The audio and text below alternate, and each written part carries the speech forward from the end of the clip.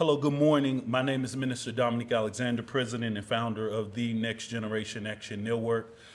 Today, I am overjoyed to be here to stand up to do all the work that we have historically done to give and join our representatives here in the Texas legislature.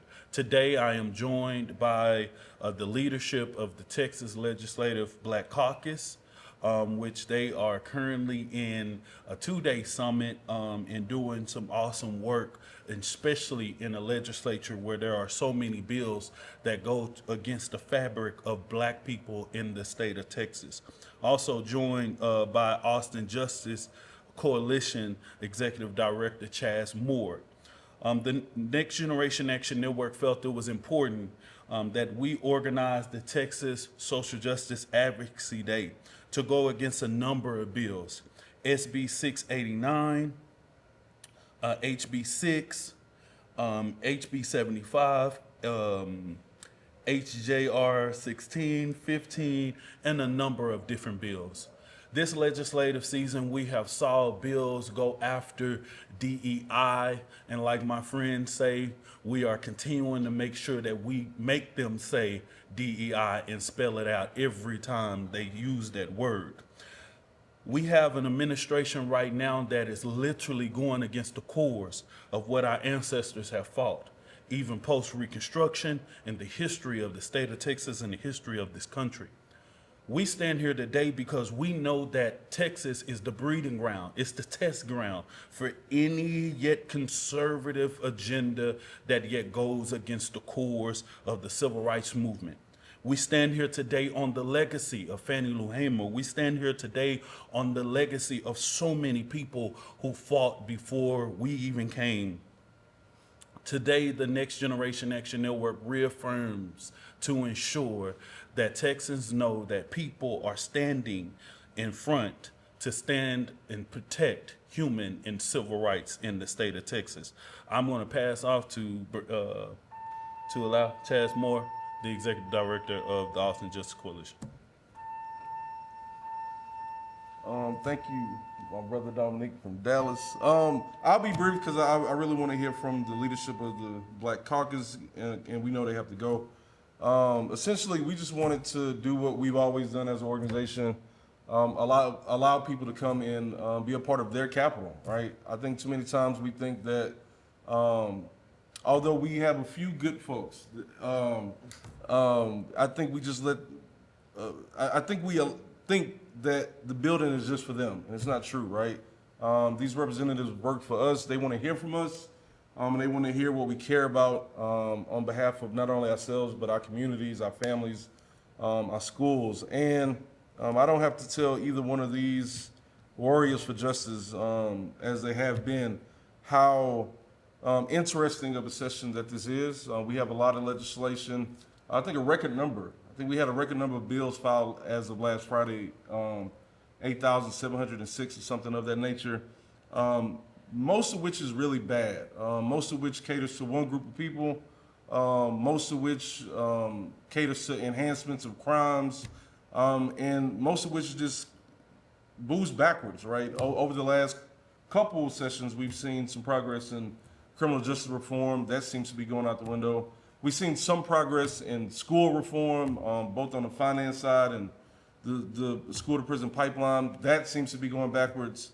And then bail reform, which there seem to be some promising conversations in prior sessions, and then here we are with everything that we don't need in bail. So I think it was just appropriate for some social justice organizations such as Austin Justice Coalition and Next Generation Action Network to be here during the Texas Legislative Black Caucus events to make sure we can just capitalize and have a unified voice in terms of what's important to Black and brown people.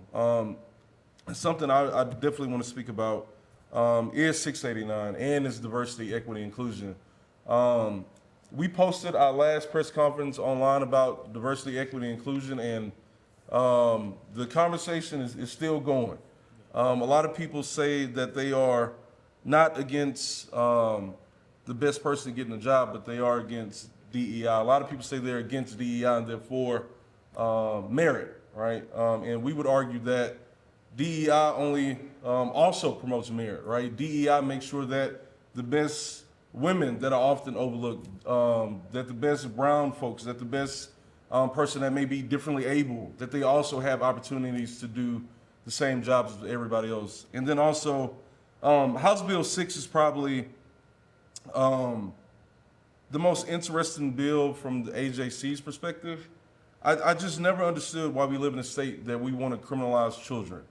I mean, we all know, we've all been kids ourselves at some point in time, and we know that kids are going to be kids. And instead of punishing them, we need to love them. We need to, take our time and be patient with them and walk them through this crazy thing called life.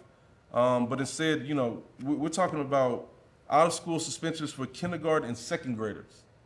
And then, we wonder how these same group of kids that we want to punish in kindergarten and second grade end up in the school-to-prison pipeline, right? So, again, it's a lot of stuff on the table, as they both know, and we just think the least we can do is make our voices heard, right? So, with that, I'll leave it to the leadership of the Black Caucus.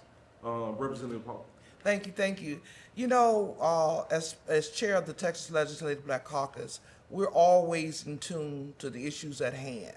I love to see young people come out and advocate for what they know is right. We all know that these harmful bills are unjust. What I would challenge the folks out there in the audience is really a call to action about contacting your legislators and your senators, making sure that they know your position. The squeaky wheel truly gets the grease. And so there are some good people here, and not just a couple, but quite a few. Sometimes you have to appeal to people in terms of their understanding of what legislation does and how it hurts people. The question of DEI. We know diversity, equity, and inclusion is critical to many things, because we know diversity brings ideas, it brings innovation, it brings relevancy, all of those things that are important to a strong society. In the state of Texas, we do have the bully pulpit. We are truly looked at on a national level, and we've got to be able to direct and let people know where we're headed. So as legislators, our job is to ensure that legislation, number one, is pushed out to the people so that they know what's going on, to make sure that folks are engaged, but more importantly, to try to make bad bills somewhat better.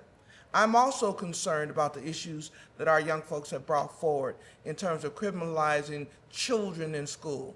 I think we've got to start looking at how we handle, how we navigate, how we bring people into the schoolhouse that can truly help us. And maybe that's bringing community groups, our faith-based groups, into our schools to be able to help us navigate through what we need to do. So we're here for the fight.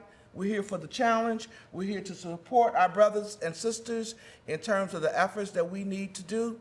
And I want everybody to know that the Texas Legislative Black Caucus stands strong on these issues, but we've got to navigate this together.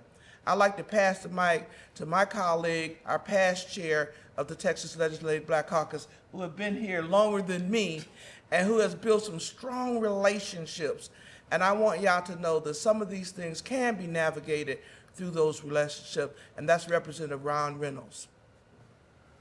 Thank you. I want to applaud and certainly ditto everything that Chairwoman Barbara Gervin Hawkins said. I want to thank her for her leadership. Our caucus is certainly very proud to stand with young leaders like Chaz Moore and Dominique Alexander. Austin Justice Coalition and Next Generation Action Network are two amazing grassroots organizations.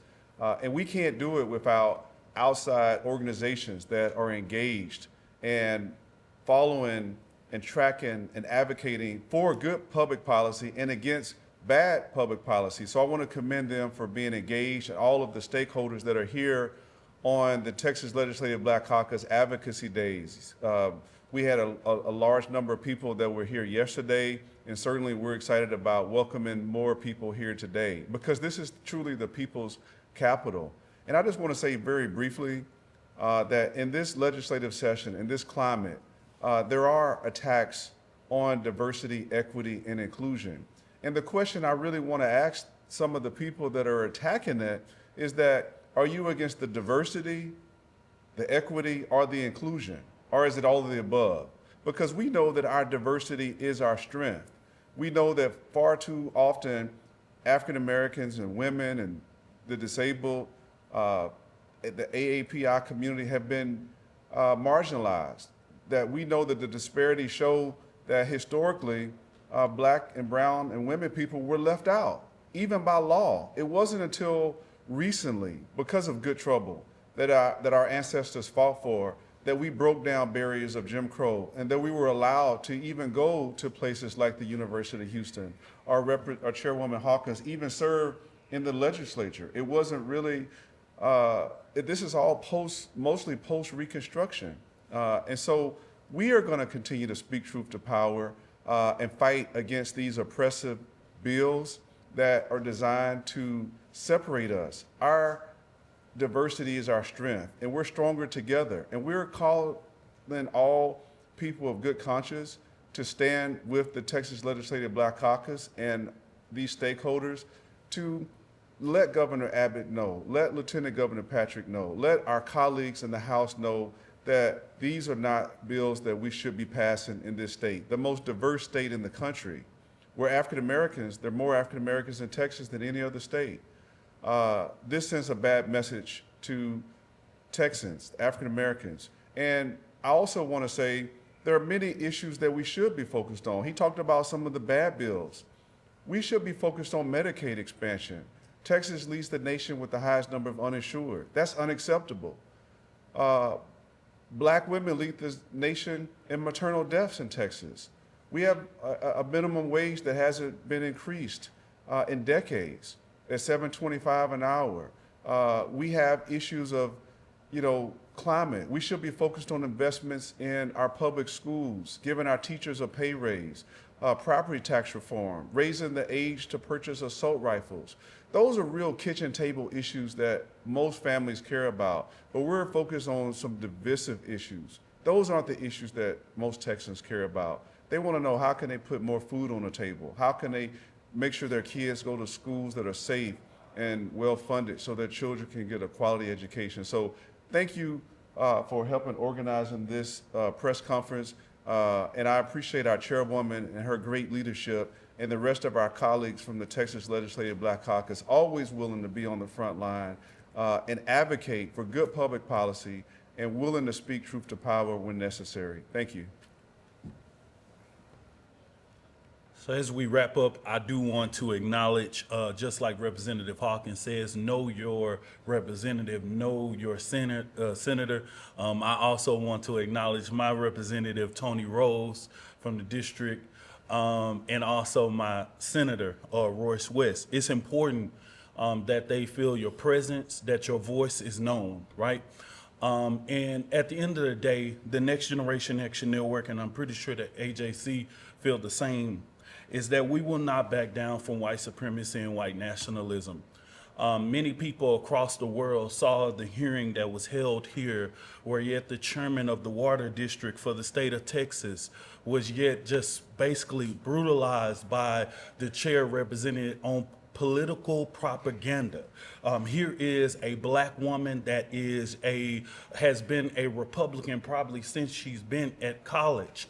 But it showed that it wasn't about political party preferences, it was about this skin, right? Yeah. And we're gonna call it for what it is. And it's not us that is playing the race game, it's you playing the race game. And what we will not stand by and stay silent while our voices and our bodies go under attack, and our history going under attack, where we have a state of Texas where we cannot even talk about Fannie Lou Hamer and so many giants who have fought for the human and civil rights of all, no matter the race, the color, the creed, or the sexuality.